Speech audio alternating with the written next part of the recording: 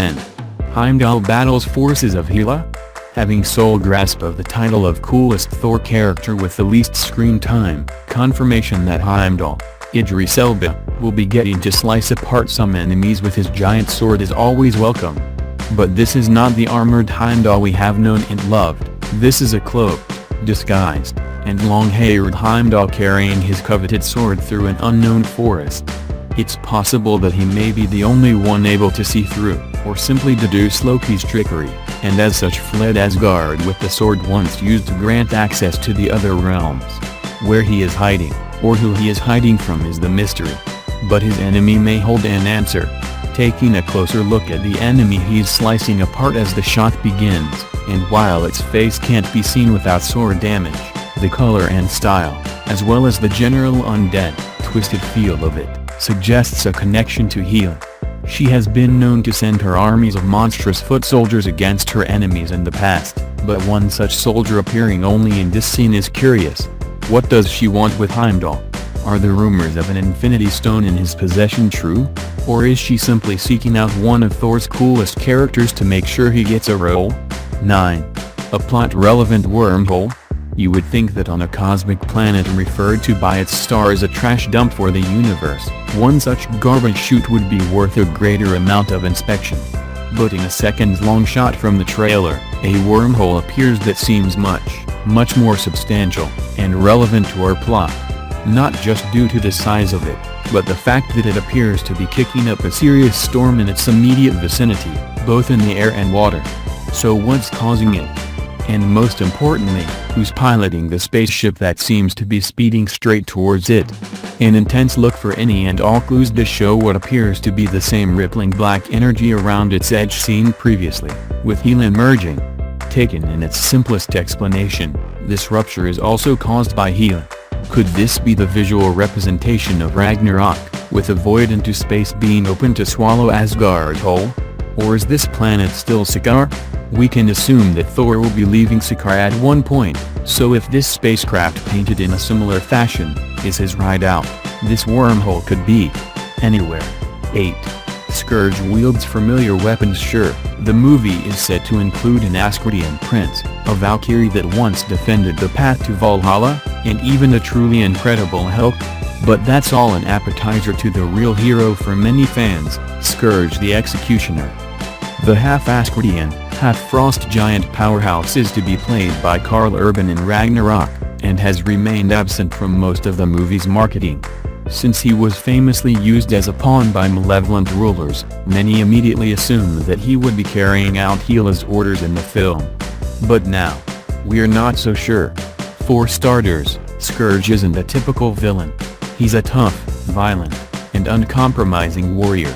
But that's led to him being as much of a help to heroes as a hindrance over his comic book career.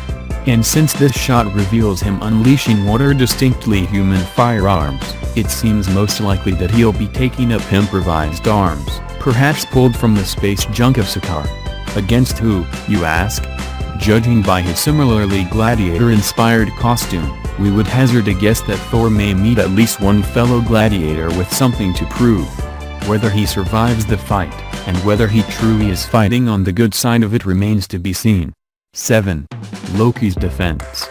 With some curious backup in the flurry of action in the trailer's last half, it's tempting to see Tom Hiddleston's Loki playfully tossing a pair of daggers, apparently preparing for a fight and simply fist pump with excitement.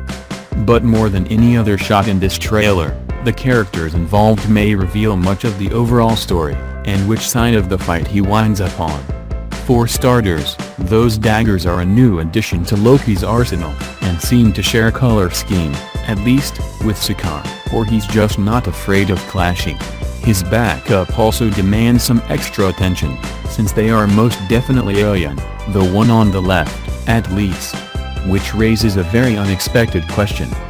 What could send Loki striding towards a fight, since his stare suggests imminent badassery, flanked by warriors bearing the geometric symbols and outlandish fashion of Sakaar, with a mob of people cowering in fear behind him?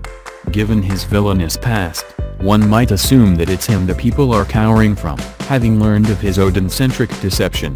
But if Asgard itself is in danger, as the architecture seems to suggest, would Loki finally make the choice to defend it? It still doesn't explain his partners in combat, nor the people behind him. But it's a compelling shot, to say the least. 6. Thor's new look. Now explained. Audiences were stunned when the first full image of the new Thor was revealed, sporting short hair, war paint, a more gladiatorial costume, and two very un-Thor-like swords. Putting together the pieces of rumor and plot details offered a possible explanation, but now it seems to be confirmed, once and for all. Thor is thrown into gladiatorial combat by the Grand Master, and loses his hair, and a good chunk of his cape, apparently, along the way. At long last, he may resemble the truly terrifying hero that his background in Norse mythology might suggest. As we mentioned before, it seems that the overhaul in terms of Thor's visual style is intended to be something of a rebirth for the actor and character, and not a moment too soon. Age of Ultron implied that there was wisdom and knowledge of the coming Infinity War that only he could access, so with the war now looming, he stands poised to prove his worth, proficiency in combat, and that Mjolnir was never what made him mighty. If it exposes Hemsworth's biceps in the process, all the better. 5. Even the helmet is back. It wouldn't be a Marvel movie without some fun, and in a perfect blend of Jack Kirby-esque design, nonchalant badassitude, and adherence to the comic book roots of the character, Thor gets a brand new helmet. One that seems designed in keeping with Sakar's overall style, but with the flick of a switch, creates a brand new take on Thor's iconic winged helmet. Think Norse mythology meets Thrawn, with a bit of anime thrown in for good measure, and you're close to the bullseye. It's unclear if this is a total coincidence, since the helmet does bear a resemblance to the standard Roman infantry helmet, which is also influencing the design of Thor's other armor pieces. The cheek guards and the silhouette say gladiator, so if the wings are intended to simply add a decorative flair, then it's downright destiny Thor should find himself wearing it, in more ways than one, perhaps. Either that, or it's a case of the Grand Master's armorers having some fun at the expense of the so-called God of Thunder. Both work. 4. An armored Hulk. It may not be the Planet Hulk movie that comic book fans hoped for, and were regularly told was coming from Marvel, but any chance to see Bruce Banner's enormous, green alter ego suit up in armor is one to be taken. In this case, it's the armor previously shown during Thor 3's Comic-Con footage, and more recently in some incredible promotional Ragnarok artwork. Donning some patchwork armor, is it really necessary? A helm, wielding a massive hammer and axe, and some more paint for good measure. Hulk won't even wait for his entrance to open to dive into the arena. But once the shock of seeing the Incredible Hulk dressed up as a gladiator on an alien world wears off, fans might begin to wonder just how he got there, why he stayed, and how his story will lead him away from it, if he is planned to be returning to the Marvel Cinematic Universe. Whatever the explanation, Thor's relief at finally finding a friendly face on the other side of the universe is short-lived. This is Hulk, not Bruce Banner. And Hulk is known to have one biological imperative that supersedes all others: smash. 3. Grandmaster and Loki enjoy the fight. Obviously, the Grandmaster wasn't expecting the reveal of a massive, unbeatable green juggernaut to elicit joy from his latest contender, as his reaction is one of stunned surprise. He's not alone in the shock, either. We're assuming his guest is more than surprised to see the Incredible Hulk, considering their last encounter was less than friendly. That's right, Loki himself takes a seat in Grandmaster's presumed private box. Which means the larger plot that leads Thor to Sakaar, and out of it a lot more interesting. Again, the simplest explanation is that Loki has found a new ally to leverage some power over his brother, and used Valkyrie as his go-between. But if you're of the mind that all of this Sakaar action is set after the rise of Hela, and Thor and Loki's sojourn to New York City, he may be arriving to rescue negotiate a way out of this situation that benefits himself as much as anyone. Whatever the reason for their meeting, and Grandmaster's insistence on their seating arrangements, fans can look forward to at least part of a scene between Goldblum and Hiddleston, which may be worth the price of admission alone. 2. A more Ruffalo Hulk. The relationship between Thor and Hulk in Ragnarok has been discussed at length, with the stars themselves referring to it as a variation on a buddy road movie between the former Avengers. Given that, it's a bit surprising to see them come to blows when they actually meet millions of miles from their home. But this shot may reveal an answer, since the ever-increasing efforts to fuse the Hulk with Mark Ruffalo's emotions and performance have clearly reached their zenith. As a result, we can read the emotion just fine. Thor recognizes Hulk, but Hulk recognizes Thor, too. And from the looks of it, he didn't want to be found. It's a credit to the animators, digital artists, and Ruffalo that Hulk can visibly be seen thinking about how his situation has changed.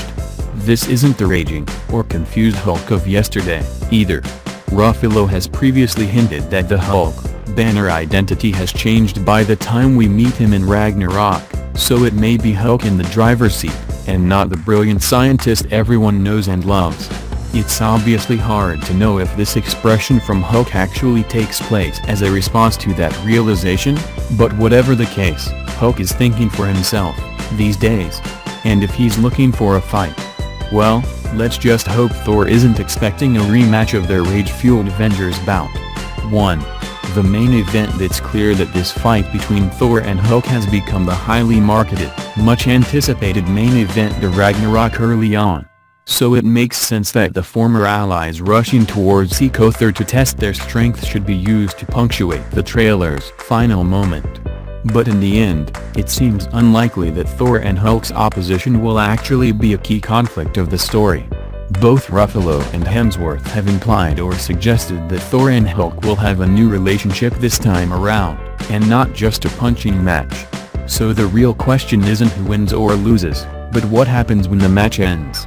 Where is Hulk mentally, emotionally, and most of all, how did he even get to Sakaar? For Thor, this sudden arrival of a former friend could be seen as a prayer answered, or one too many catastrophes to handle. It's unclear if this story is even intended to return Hulk to the MCU fold, or send him away on a journey all his own, to be picked up when Marvel's plan for the superhero is more firmly in place. All we know is that Thor and Hulk will cross blades in Ragnarok. But the details of how their paths get crossed is the real breeding ground for speculation, theorizing, and excited imagination.